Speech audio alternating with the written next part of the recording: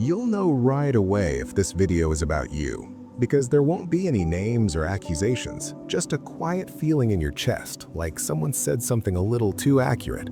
And psychology says when something makes you uncomfortable, it's often not because it's wrong, but because it's familiar. You might be the kind of person who looks strong on the outside, but feels emotionally tired on the inside. Someone who listens more than they talk, who shows up for others but stays quiet when it's time to speak. A pattern psychologists call emotional self-containment, where you learned early that showing emotion didn't feel safe, so you became composed, controlled, and fine, even though feeling less was never the issue. You feel deeply, you just choose carefully who gets access. Crowded rooms drain you, not because you dislike people, but because shallow conversations exhaust you, and what you really crave is depth and meaning.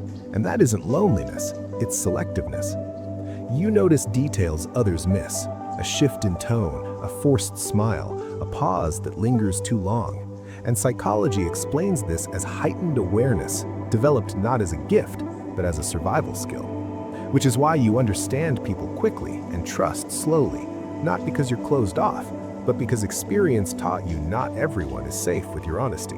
Your mind rarely slows down, replaying conversations and recognizing patterns, something people call overthinking, but psychology calls pattern recognition.